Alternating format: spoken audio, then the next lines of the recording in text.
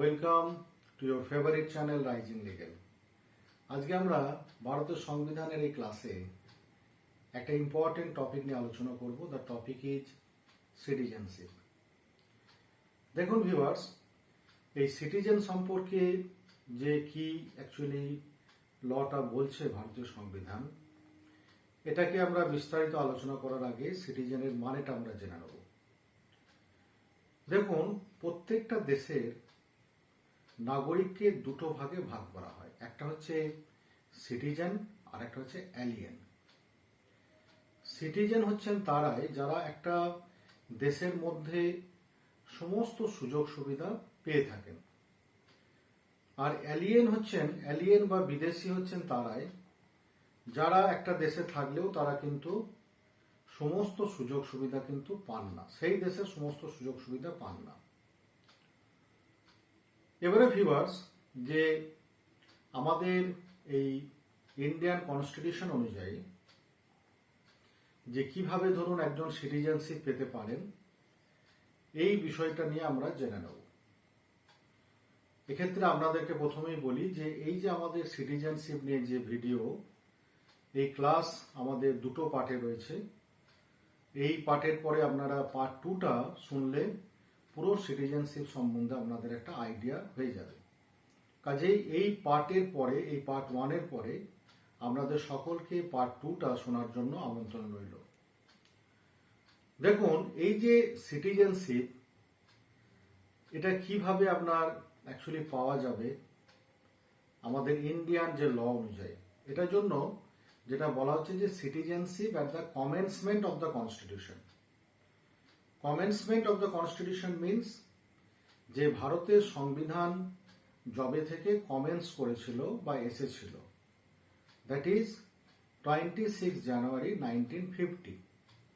তাহলে 26 জানুয়ারি 1950-তে কোনো পার্সন যদি ভারতের সিটিজেনশিপ ক্লেম করতে চান, তাহলে তাকে কি আপনার রুল বা প্রভিশন ফলো করতে হবে, এটা কিন্তু ভারতীয় সংবিধানের আর্টিকেল 5 থেকে আপনার 8 এই জায়গাটাতে আমরা পরিষ্কার করে বলা আছে।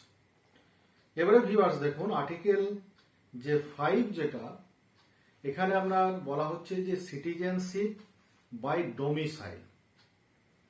ডোমিসাইল মানে হচ্ছে যে পার্মানেন্ট হোম, এর সিম্পল মানে হচ্ছে পার্মানেন্ট হোম। এখানে দেখুন বলছে যে আর্টিকেল 5-এর যে কন্ডিশনগুলো আছে, that means citizenship by domicile যদি কাউকে পেতে হয় অ্যাজ পার আর্টিকেল 5 অনুযায়ী, তাহলে কতগুলো কন্ডিশন ফুলফিল করতে হবে।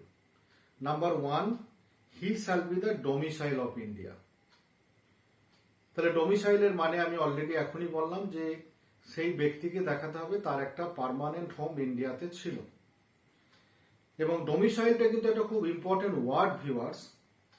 অ্যাজ পার আর্টিকেল 5-এ কেউ যদি আপনার ইন্ডিয়ান সিটিজেনশিপ ক্লেম করতে চায়, তাহলে তাকে ডোমিসাইলটা অবশ্যই দেখাতে হবে।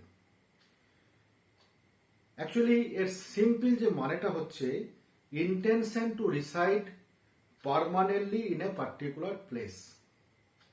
অর্থাৎ তার একটা ইন্টেনশন যেন থাকে যে সে একটা পার্টিকুলার প্লেসে আপনার ধরুন পার্মানেন্টলি থাকবে। এক্ষেত্রে আমরা একটা এক্সাম্পলের মাধ্যমে ডোমিসাইলের বিষয়টা পরিষ্কার করে নেব।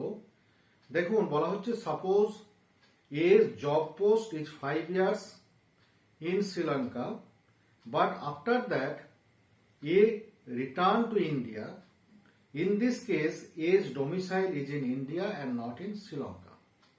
তাহলে এ নামক একটা ব্যক্তি যিনি জবের জন্য শ্রীলঙ্কাতে গিয়েছিলেন, কিন্তু 5 বছর পর উনি কিন্তু আবার ইন্ডিয়াতে ফেরত চলে এসেছিলেন। তাহলে এক্ষেত্রে কি বলা হবে না, এক্ষেত্রে বলা হবে যে এ নামক ব্যক্তির ডোমিসাইল কিন্তু ইন্ডিয়া, তার ডোমিসাইল কিন্তু কখনোই শ্রীলঙ্কা নয়। এই সিটিজেনশিপ বাই ডোমিসাইল ভিউয়ার্স, এই জায়গাটা বুঝতে গেলে ইন্ডিয়ান কনস্টিটিউশনে আমাদের বেশ কতগুলো ইম্পর্টেন্ট কেসও রয়েছে। যেমন ধরুন রেফারেন্স কেস হিসেবে Mohammad Raja versus state of Bombay, thereafter আমরা Pradeep Jain versus union of India, এই কেসের কথা উল্লেখ করা যেতে পারে। তাহলে দেখুন, এছাড়া এই আর্টিকেল 5-এ যে ধরুন কন্ডিশনগুলো আরো ফুলফিল করতে হবে সেটা হচ্ছে যে he is born in India, তাকে ভারতবর্ষে আপনার জন্মগ্রহণ করেছে এটা দেখাতে হবে। 2 নম্বর হচ্ছে any of his parents are born in India, তার যে কোনো একটা প্যারেন্টস ধরুন এখানে জন্মগ্রহণ করেছে সেটা দেখাতে হবে। আর 3 নম্বর হচ্ছে residing in India for 5 years immediately before commencement of the constitution. তাহলে ভারতীয় সংবিধান কমেন্টস করার আগে 5 বছর যে এরা এই দেশেই যে সে ছিল এটা কিন্তু তাকে দেখাতে হবে।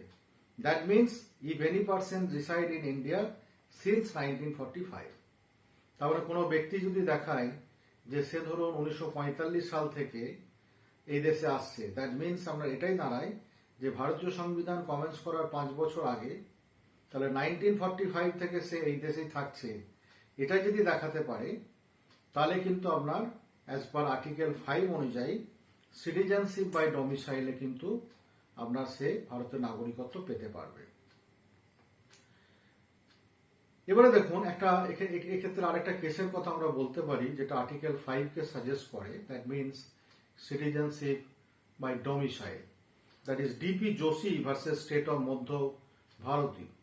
What happened in that case? In that case, it was held that in whole India, there is only one domicile, that is domicile of India. পুরো ভারতবর্ষে আপনার একটা মাত্রই ডোমিসাইল, যেটা হচ্ছে ইন্ডিয়ান ডোমিসাইল।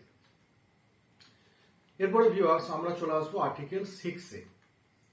আর্টিকেল 6 এর আপনার হেডিংটা হচ্ছে ঠিক এরকম, person who migrated from Pakistan, অর্থাৎ যারা পাকিস্তান থেকে ভারতে এসেছিল পার্টিশনের সময় তাদের নাগরিকত্ব বিষয়ক। এটা হচ্ছে ভিউয়ার্স আর্টিকেল 6 এর হেডিং। এবারে আমরা বিস্তারিত জেনে নেব। দেখুন আর্টিকেল 6 এ কোনো ব্যক্তি যদি আপনার নাগরিকত্ব ক্লেম করতে চায়, that means person who migrated from Pakistan, যারা পাকিস্তান থেকে মাইগ্রেশন নিয়ে ভারতবর্ষে এসেছিলেন, এই ব্যক্তিরা যদি ভারতের নাগরিকত্ব পেতে চান তাহলে তাদেরকে দুটো আপনার অ্যাকচুয়ালি কন্ডিশন ফুলফিল করতে হবে। এখানে দুটো আপনার অ্যাকচুয়ালি ডেট আছে। একটা হচ্ছে those persons who came to India before 19 July 1948 from Pakistan, অর্থাৎ সেই সমস্ত ব্যক্তিরা যারা 1948 সালের 19 জুলাইয়ের আগে ভারতবর্ষে এসেছিলেন। আরেকটা কন্ডিশন হচ্ছে those person who came India on 19 July 1948 or after 19 July 1948 from Pakistan, অর্থাৎ আরেক ধরনের ব্যক্তির কথা বলা হচ্ছে যারা 19 জুলাই 1948 সালে ভারতবর্ষে এসেছিলেন অথবা তারপরে আপনার 19 জুলাই 1948 পরে যারা ভারতে এসেছিলেন। তাহলে সেকশন 6 এ যে person who migrated from Pakistan এই জায়গাটা ক্লেম করতে গেলে এই দুটো ডেট আপনার খুব ভাইটাল, আপনার খুব ইম্পর্টেন্ট ডেট। এবারে দেখুন নেক্সট এখানে একটা কোশ্চেন আছে যে why this two dates are selected, that means why before 19 July 1948 or on 19 July 1948 or after 19 July 1948, why this date particular selected? এটার জন্য আমাদেরকে জানতে হবে যে ঠিক এই যে ডেট 19 জুলাই 1948 সালে যে ডেটের কথা বলা হচ্ছে, এই সময় ভারত এবং পাকিস্তানের মধ্যে পারমিট সিস্টেম চালু হয়েছিল। এই পারমিট সিস্টেমের মাধ্যমে ধরুন অনেক ব্যক্তি এই সময় ভারত থেকে পাকিস্তানে গিয়েছিল, আবার অনেকে পাকিস্তান থেকে ভারতবর্ষে এসেছিল। সেই জন্য এই 19 জুলাই 1948 সালের ডেটটাকে এখানে ধরা হয়। এবারে দেখুন এই যে ধরুন সেকশন 6 এর আর্টিকেল 6 এর কন্ডিশন ফুলফিল করতে গেলে কতগুলো ক্রাইটেরিয়া আপনার মেনটেন করতে হবে। এগুলো হচ্ছে those persons who came to India before 19 July 1948। তাহলে যে সমস্ত পার্সনগুলো 19 জুলাই 1948 সালের আগে পাকিস্তান থেকে আমাদের দেশে এসেছিলেন তাদেরকে কি কি কন্ডিশন ফলো করতে হবে। নাম্বার 1, 1 নম্বর হচ্ছে হি or either of his parent or any of his grandparent was born in India. 2 নম্বর হচ্ছে he should have resided in India since the date of his migration. আচ্ছা, এখানে ভিউয়ার্স আরেকটা আমি ডেটের কথা বলেছি যে those persons who came to India on 19 July 1948 or after 19 July 1948, এদেরকে আপনার কতগুলো কন্ডিশন ফলো করতে হবে ইন্ডিয়ান সিটিজেনশিপ ক্লেম করতে গেলে। What are those condition? Number 1, he either of his parents or any of his grandparents were born in India. Second হচ্ছে he had returned to India under a permit of resettlement. Number 3 হচ্ছে he had resided in India after remigration for at least 6 months. Next point is that he had submitted an application for registration to the officer. Thereafter he has been registered as a citizen by such officer. তাহলে এই যে আপনার ধরুন কন্ডিশনগুলো যদি আপনার fulfil হয়, that means on 19 July 1948 or after 19 July 1948 যে সমস্ত ব্যক্তিরা পাকিস্তান থেকে ভারতবর্ষে এসেছিলেন তারা যদি এই কন্ডিশনগুলো ফুলফিল করেন তাহলে ভারতের নাগরিকত্ব তারা পেতে পারেন বা ক্লেম করতে পারেন। এবারে ভিউয়ার্স আমরা চলে যাব আর্টিকেল 7-এ। আর্টিকেল 7 এর হেডিংটা হচ্ছে ঠিক এইরকম, citizenship of A persons who migrated to Pakistan. অর্থাৎ যারা ধরুন ভারতবর্ষ থেকে যে সমস্ত ব্যক্তিরা মাইগ্রেশন নিয়ে পাকিস্তানে যারা চলে গেছিল তাদের ক্ষেত্রে কি হবে এই বিষয়টিকে নিয়ে আপনার আর্টিকেল 7 কিন্তু বর্ণনা করছে। আর্টিকেল 7-এ কি বলছে দেখুন, অ্যাকচুয়ালি এই যে আর্টিকেল 7 যেটা, this article simply overrides over the article 5 and 6। অর্থাৎ এই আর্টিকেল 7 কিন্তু আপনার আর্টিকেল 5 এবং 7-কে ওভাররাইড করে। Article 5 and article 6 mention any person as a citizen of India. Article 5 এবং 6 ভিউয়ার্স এটা কিন্তু অ্যাকচুয়ালি বলে থাকে যে কোন পার্সনরা তারা ভারতের সিটিজেন হতে পারবে। কিন্তু আমরা যদি আর্টিকেল 7টাকে যদি দেখি তাহলে আর্টিকেল 7-এ কিন্তু বলছে no he is not a citizen of India. Actually article 7 অনুযায়ী কিন্তু সিটিজেনশিপ কিন্তু পাবে না। কেন পাবে না বা যদি পায় তাহলে কিসের ভিত্তিতে পাবে এটা আমরা এবারে জেনে নেব। দেখুন আর্টিকেল 7-কে অ্যাকচুয়ালি এটাকেও দুটো ভাগে ভাগ করছে। প্রথমে বলছে those persons who migrated to Pakistan after 1 March 1947 from India. তাহলে যে সমস্ত ব্যক্তিরা তারা হু মাইগ্রেটেড টু পাকিস্তান, যারা মাইগ্রেশন নিয়ে ভারতবর্ষ থেকে মাইগ্রেশন নিয়ে পাকিস্তানে চলে গিয়েছিল 1 March 1947 সালের পরে। আরেকটা বিষয় এখানে দেখতে হবে আর্টিকেল 7-এ, সেটা হচ্ছে those persons who migrated to Pakistan after 1 March 1947 from India but after that such persons migrated to India.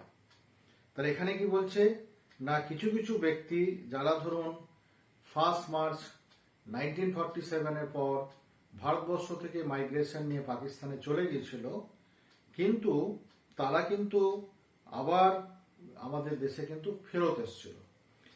এবারে দেখুন এখানে আমরা ধরুন আমরা তাহলে জানবো যে আর্টিকেল 7-এ আমরা সিটিজেনশিপ পেতে গেলে এই যে দুটো যে আমি ডেটের কথা বললাম, এই দুটো ডেটে কতগুলো ক্রাইটেরিয়া তারা ফুলফিল করছে কিনা।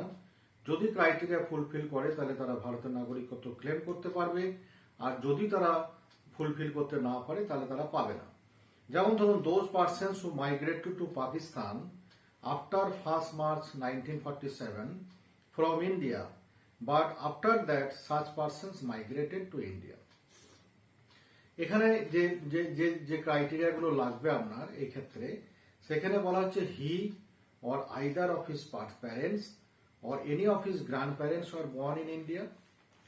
Second thing is that he had returned to India under a permit for resettlement.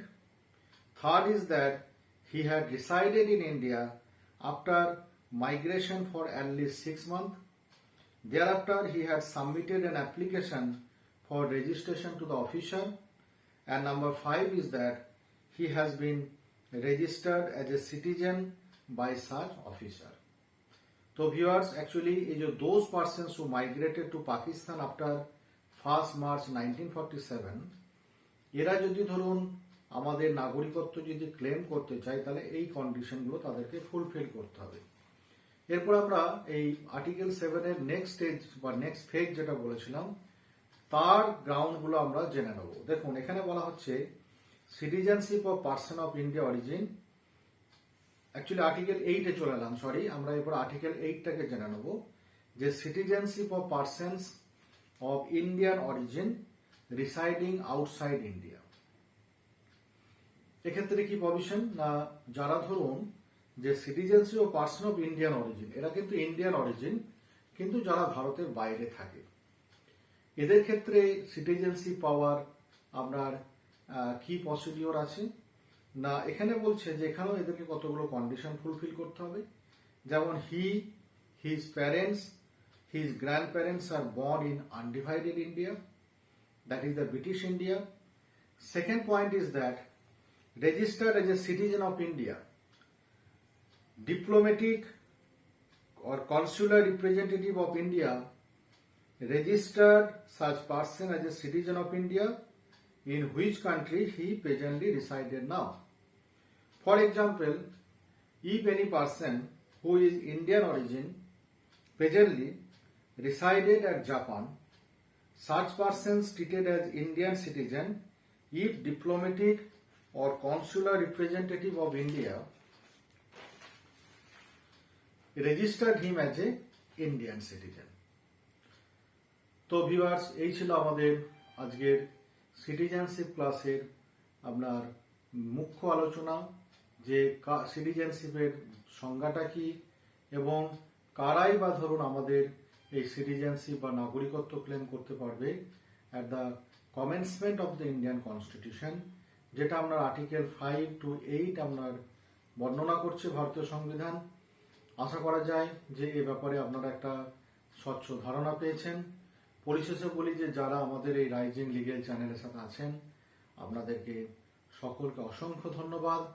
সকলে ভালো থাকুন, সুস্থ থাকুন এবং অবশ্যই আমাদের এই সিটিজেনশিপ এই ক্লাসের সেকেন্ড লেকচার সকলকে শোনার জন্য আমন্ত্রণ রইল। ধন্যবাদ।